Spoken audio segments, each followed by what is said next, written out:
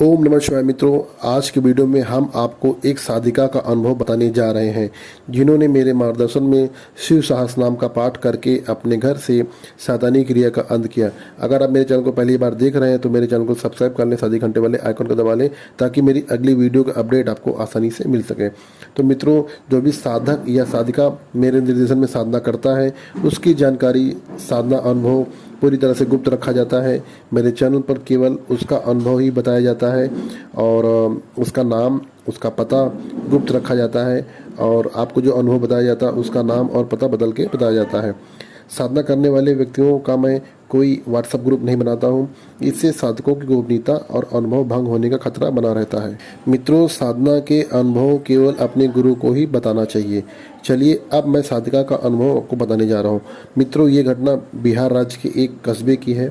साधिका का मेरे पास फ़ोन आया था कि गुरुजी मेरे साथ कुछ समस्या लगातार बनी हुई है। साधिका ने बताया कि उसके शरीर के निचले हिस्से यानी कि कमर के नीचे दर्द रहता है। पति पत्नी दोनों पहले बहुत अच्छे से रहते थे, पति पूजा भी करते थे। अब कुछ दिनों से वो पूजा करने में उनका मन नहीं लगता है और वो कभी मंदिर नहीं जाते हैं और जब मैं मंदिर जाती हूँ तो उसका वो विरोध करते हैं, शराब पीकर मारते पीटते हैं। हम दोनों के बीच झगड़े भी बहुत ज़्यादा होते हैं। मित्रों, जो साधिका थी वह पहले से कई साधनाएं कर चुकी थी। मैं ध्यान अवस्था में गया, उस साधिका के विषय में देखना शुरू किया। उसके घर में नकारात्मक शक्तियाँ घूम रही थी। यद्यपि उसके घर में एक सिद्धि थी, उस साधिका के पास सात्विक देवता की सवारी भी थी। जब हम साधना करते हैं तो हमारे शरीर में नकारात्मक शक्तियाँ खिसक कर कमर के नीचे पहुंच जाती हैं, यानी एक ही शरीर में देवता भी वास करते हैं और नकारात्मक शक्ति भी वास कर सकती हैं। यानी जो देवता होते हैं वो कमर के ऊपरी हिस्से में रहते हैं और नकारात्मक शक्तियाँ साधना करने से नीचे खिसक जाती हैं। इसलिए सवारी वाले व्यक्ति को अपनी सवारी की शुद्धिकरण किसी जानकार व्यक्ति से या भगत से करवानी चाहिए। शरीर शुद्धिकरण में शरीर से नकारात्मक शक्ति को बाहर निकाला जाता है और सकारात्मक शक्ति से वचन लिए जाते हैं, जिससे वह शक्ति उस व्यक्ति को काम आ सके और कभी भी उसको छोड़ के न जाए।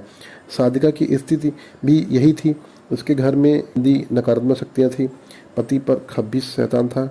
मैंने उस साधिका से शिव सहस्त्रनाम पाठ 21 दिन तक लगातार करने के लिए कहा।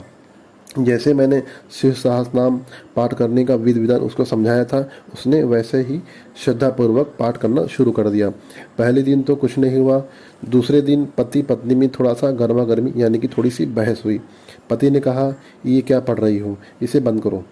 जब पत्नी पाठ करती तो पति उस स्थान को छोड़कर छत पे भाग जाता या घर से बाहर निकल जाता।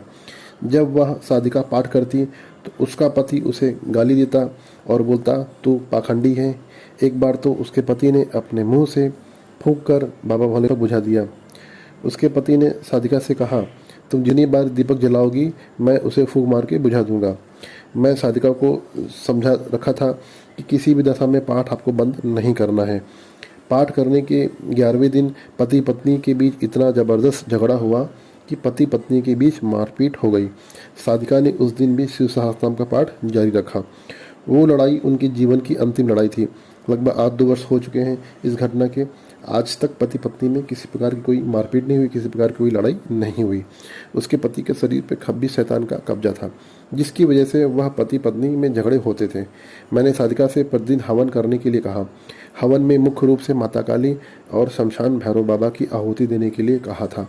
मित्रों, जैसी समस्या होती उसी हिसाब से विधि और अनुष्ठान का कार्य चलता है। साधना के 18वें दिन माता काली के सेवक तथा शमशान भैरव बाबा के सेवक उस साधिका के घर से नकारात्मक शक्तियों को बांधकर अपने साथ लेके चले गए।